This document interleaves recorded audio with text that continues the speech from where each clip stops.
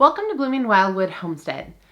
Today I wanted to share with you a few things that have been on my mind in regards to the pantry and talk to you about some of the things you want to stock in your pantry, particularly if you are just getting started building up your pantry. Unless you have been completely ignoring all of the news, it is hard to look at headlines or listen to news reports and not be affected in some way or another. We've heard a lot about natural disasters, such as the earthquake in Turkey. We have heard a lot about different accidents that have happened here in the United States that are affecting different areas in our country. When I hear stories about natural disasters or accidents, things that have happened around the world that are greatly impacting the people in those areas and communities, it makes me reflect a bit on what is going on in my own area and what kinds of things am I doing to try and help my family and those around me to be in the best position possible if we were to be affected by some type of natural disaster or some sort of unforeseen event that could cause disruption to our everyday life. There are so many different things that we could be working on and that we could be doing, but one of the main things that's been at top of mind, probably because we've been doing the pantry challenge and kind of going through this, would be making sure that your pantry is stocked. I have heard from people who wanted to participate in the pantry challenge, but were unable to because maybe they hadn't started their pantry yet.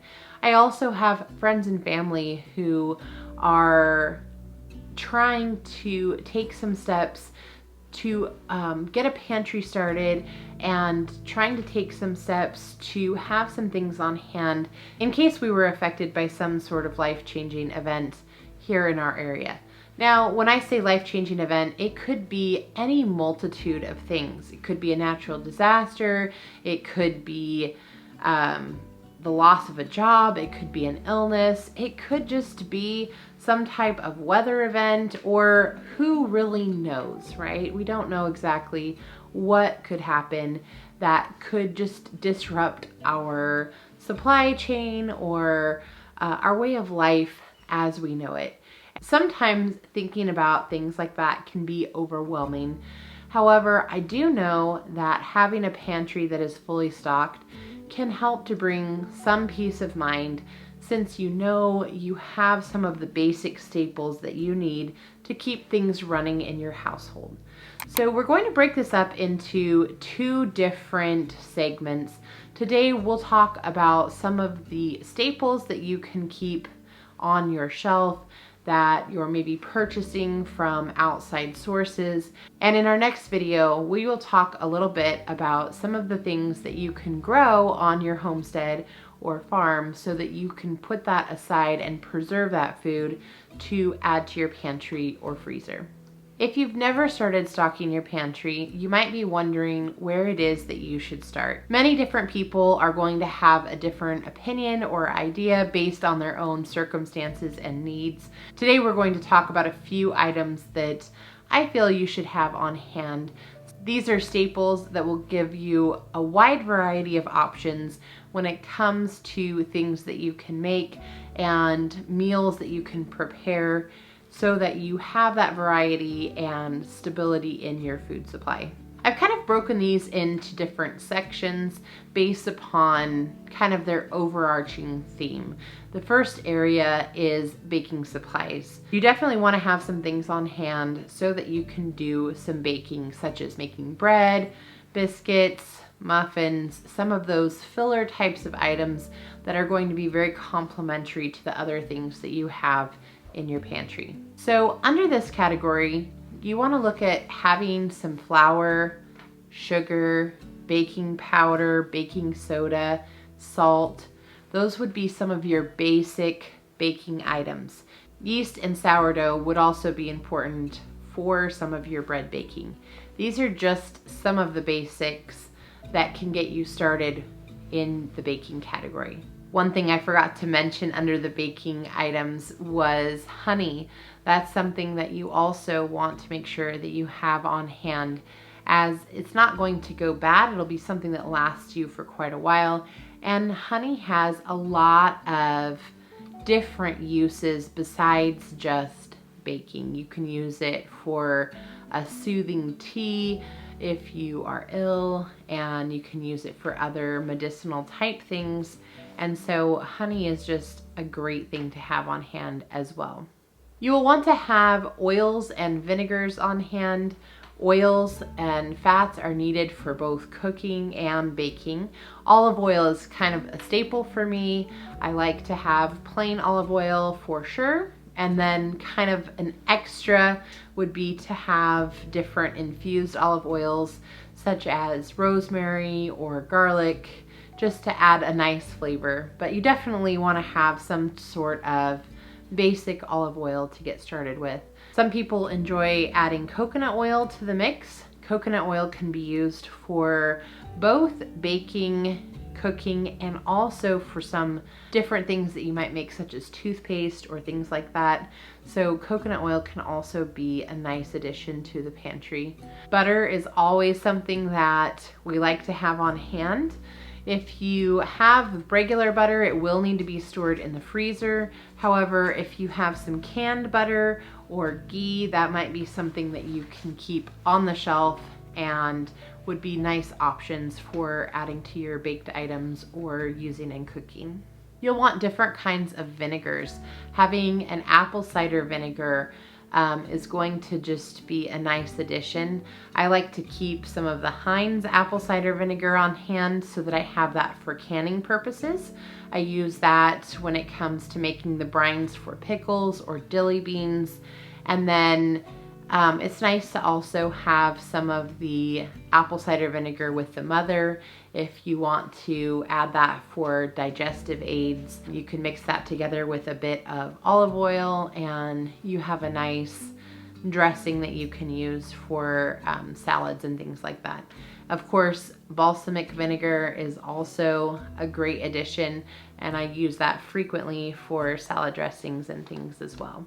The next overarching category would be grains and legumes. Under the grains category, I did add wheat berries. Now, this will kind of depend on where you're at and how involved you want to get in your pantry preparedness. Wheat berries are going to store for much longer if you have them properly packaged, whereas flour has a tendency to go bad much quicker.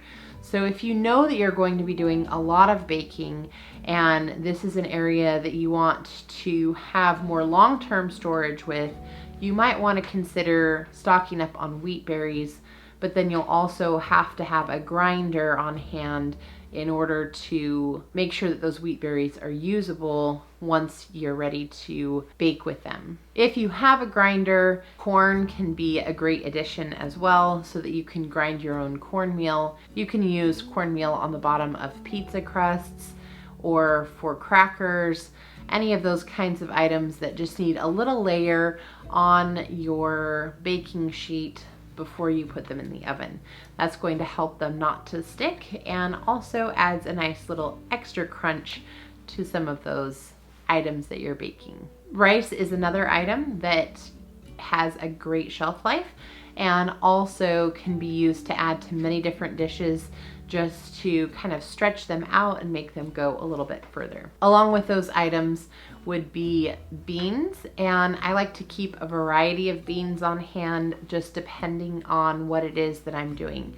I have some that are dried beans. I also have some beans that are already canned. So having a combination of both can be very nice. Dried beans are relatively inexpensive and they're fairly easy to store for the long term. The only disadvantage to dried beans is that you do have to remember to pre-soak them or consider the cooking time that would be necessary prior to making whatever it is that you're wanting to make. Canned beans are nice a nice convenience item. And so I like to have some of both on hand just so that I have different options. Quinoa is also another nice addition, which can help to add some extra protein and just can change things up a bit if you're looking to have some variety in this area. Thinking about proteins, you can come up with some complete proteins with your beans and rice, adding in your quinoa. There are different ways that you can kind of play around with your protein content. If you're looking for proteins to come from meat sources, some of the shelf-stable options might be canned chicken, canned tuna, canned salmon. All of those kinds of things can be a nice addition. You can also get canned pork or beef if you wanted something to be able to add to your stews and things like that. Of course, having items on hand in the freezer is great as well, and definitely a big part of pantry preparedness. If you find something on sale, you can go ahead and pick up a little bit extra, throw it in the freezer, and you have things ready to go. But my main focus for today's list of pantry items, I really wanted to focus on things that would be shelf stable. Of course, you want to make sure that you have options for well-rounded meals, and so having canned fruits and vegetables on hand is another great way to go. Now, next time we will talk about some of the fruits and veggies that you can grow yourself and can and preserve. However, if you're just getting into building up your pantry and you're just getting into gardening and things like that, it might be a good idea to go ahead and purchase some already canned items just to have those on hand in case you were in need of them at a later date. So those are some of the big items that I would make sure I had on hand. Some of the other things that I think often get overlooked would be a lot of your herbs and spices. If you have basic foods, you really can change up the flavor profile by changing up the herbs and spices that you decide to use. I would always have pepper. I have a garlic pepper herb mix that I've picked up from Costco or various sources in the past, and that's just a great all-around seasoning that I use on a lot of different things. I have many other seasonings that I use, but those are definitely some of my main go-tos. I love having chili powder and cumin on hand. Those are two that I use frequently. When it comes to baking, having cinnamon is definitely something that you're going to use a lot of. Now, this list is by no means 100% comprehensive. There are so many other things that you could have on hand, and you really just need to start by looking at what it is that you're going to eat. If there are some items that you would say, I would never put that in my pantry because we would never eat that, then don't put that into your pantry.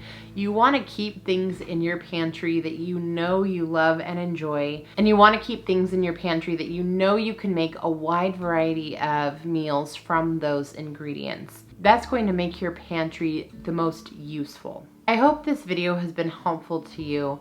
I know that there's just a lot going on in the world today. And so sometimes we just need to refocus on what is it that we can do to help set ourselves up in our own local area. And one of the things we can do is make sure that we have some things in our pantry so that we can keep things just as regular as possible and provide a little bit of buffer for unforeseen events, whether that be financial, health-related, natural disaster, no matter what the potential issue is. By setting some things aside in our pantry, it's going to help us to keep things as normal as possible. If today's video was helpful, please don't forget to click like, and I would love to have you join our community here at Blooming Wildwood Homestead, where every week I give you videos on how we're growing food, how we're harvesting and preserving food, and some of the things that we're doing as far as using from the pantry. Until next time, bye everyone.